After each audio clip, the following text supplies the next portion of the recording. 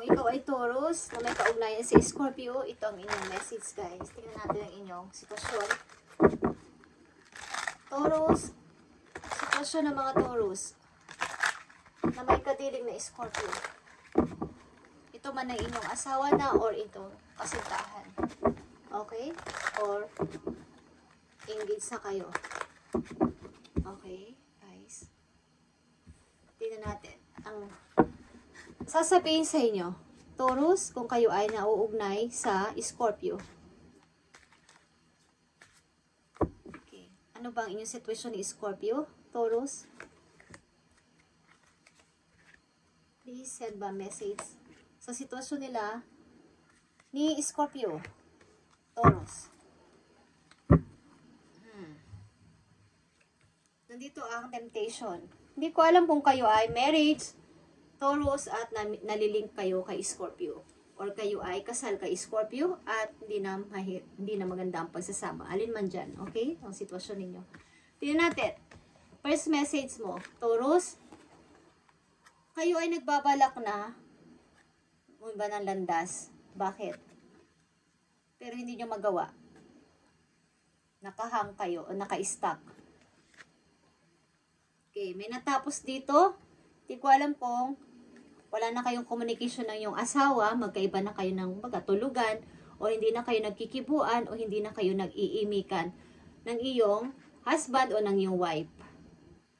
At nandito ang 10 of Wands. Pagod na pagod ka na dito sa sitwasyon na to at gusto mo na to layasan. Okay? Si Scorpio ba ay iyong lovers? Taurus. Sapagkat nakikita ko dito kung karelasyon mo si Scorpio, kung kayo ay mag-asawa, dito sa reading, hindi na kayo nagkikibuan ni Scorpio. Kung magkaiba na rin kayo ng tulugan, hindi na kayo nag-iimikan at may tigmaan sa inyong bahay. Okay.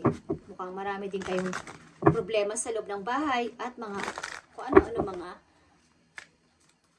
marami dumarating na problema. Ano ba ang kaugnayan mo kay Scorpio, Taurus? Tingnan natin. Ano ang kaugnayan ng mga Taurus kay Scorpio? Ano ang kaugnayan nyo kay Scorpio?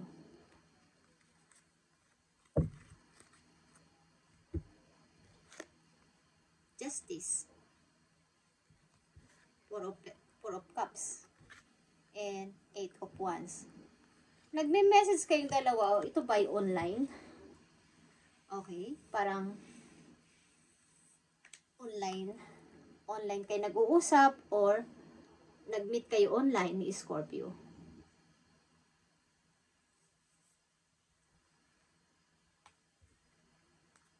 At nandito ang King of Wands.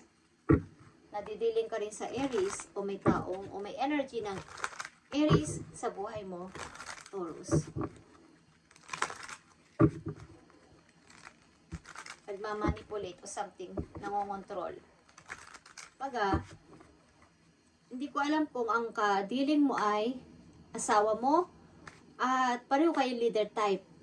Ang ugali, hindi kayo nagkakasundo sa loob ng bahay. Okay?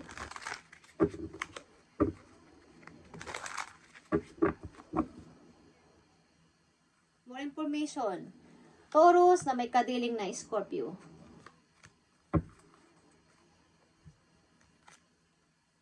Yeah. King of Pentacles is here. This is your energy. Kayo ay malungkot.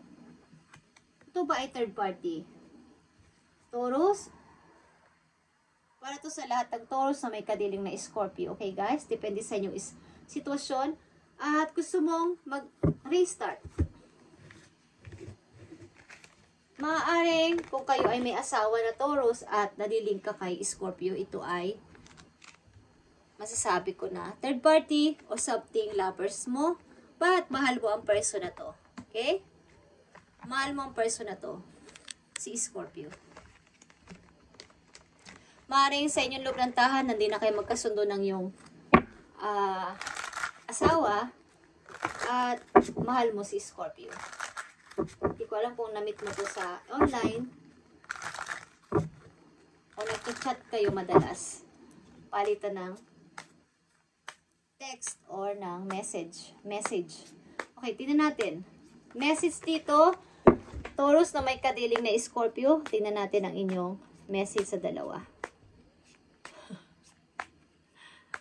Ngayon pa talaga iinom yun. Ngayon pa talaga siya iinom. At ito pa talaga sa harapan ng camera. Okay, pasensya na kayo guys. Gusto niyang dumalo sa inyong reading. Okay, Taurus, na may kaugnayan sa Scorpio. Nandito ang actions speak louder than words. Ibig sabihin, if you want to know what someone is feeling, watch what they are doing. Okay. Kung si Scorpio sa palagay mo ay nararamdaman mo na parang wala naman siyang ginagawa. Parang hindi naman siya malambing. So, dinadaan niya o dadaanin niya to sa action. Diba? Hindi naman siya sweet magsalita sa inyo ng mga I love you, I need you, mga ganong-ganong klaseng mga words. Is ginagawa naman niya by action. Okay? Or gagawin niya by action. Tingnan pa natin. Message dito. Para sa mga Taurus na may kadiling na Scorpio, tingnan natin ang message sa inyo. At umupo na talaga siya dyan. Taurus na may kaugnayan sa Scorpio. Magnetic connection, okay? Meron kayong magnetic connection ng tao na to. There is a very strong pull and intensity that draw you to this person. Parang na-drawn ka na sa kanya. And they are the one. Mukhang ito na yung hinihanap mong partner. Ito na yung the one para sa'yo, si Scorpio. Taurus. Ito yung sinasabi ng puso mo. But hindi ko alam kung kayo ay nasa relasyon na may asawa kayo or vice versa. Okay? Kung si Scorpio ang may karelasyon na at di na nagkakasunod. At na-meet nila kayo. Okay? Depende ito sa inyong sitwasyon. Sa baga Taurus ito na may kaugnayan sa Scorpio. But nagmamahalan kayo ni Scorpio. Meron dito magnetic connection sa yung dalawa. Kaya, hindi na to, kumbaga hindi to mapigilan. Okay. Ayan. Kusa naman niyang umaalis kapag ayaw na niyang magpakita sa camera. Pero hindi ko pinipigilan yan guys. Hindi ko rin yan pinapalo. Love na love ko yung pusa. Nagbibigay siya sa atin ng proteksyon ng mga pusa sa mga bad element, bad spirit na hindi natin nakikita sa loob ng bahay o kahit saan. Okay. Tingnan natin. Taurus na may kaugnayan sa Scorpio. Tingnan natin ang message sa inyong dalawa. Message dito para sa mga Taurus na may kadiling na Scorpio. Nandito ang magic, guys. Nagtatanong-tanong ang ilan sa inyo kung how to grow itong relasyon na to. Paano pa to mag-grow? Paano pa kami lalong magkakaroon ng strong na connection sa isa't isa? At nandito din ang illusion. Okay? Ibig sabihin, ito ay may halong fantasy, something, kung kayo nga talaga ay nasa relasyon na, may asawa na, at nalilink sa isang person. Okay? Parang ito ba ay magiging reality pa someday para sa aming dalawa. At nandito ang 5 of Arrows. So may kailangan ka ditong i-let go kung ang iyong karelasyon ngayon o si Scorpio. Okay, Taurus? May dapat ka ditong isaalang-alang o dapat kang alisan o may dapat kang palayain. Alin man dyan sa gusto mo mangyari.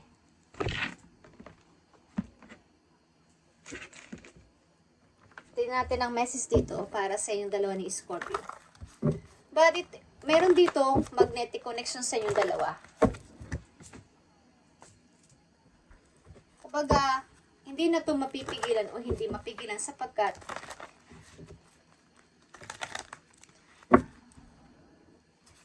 love mo siya o love ka rin niya.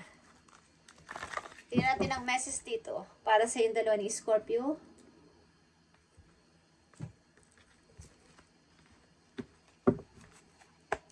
Para sa inyong dalawa ni Scorpio, anong message dito para sa inyo?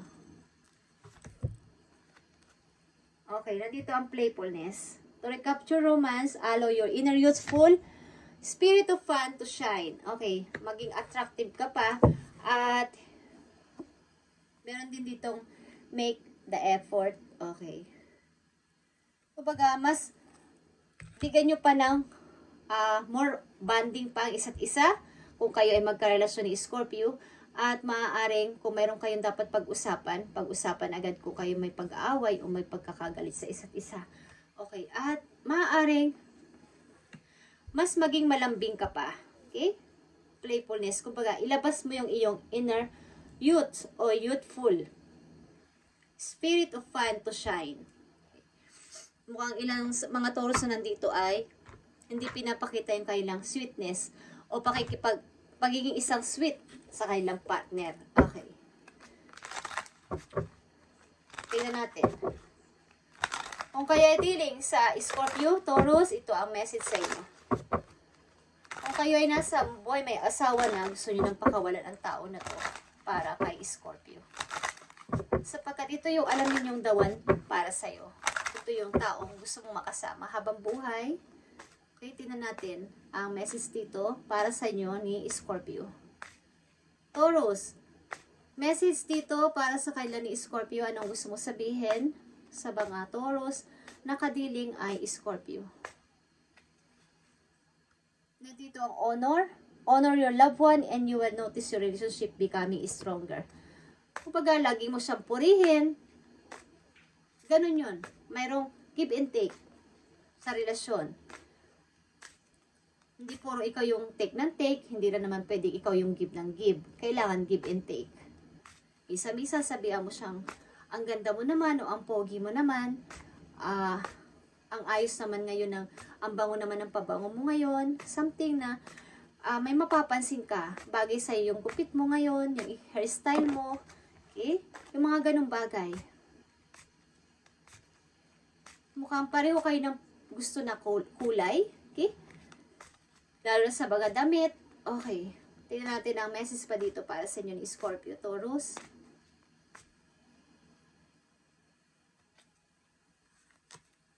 Nakikita nyo, ang kasasabi ko palang, respeto.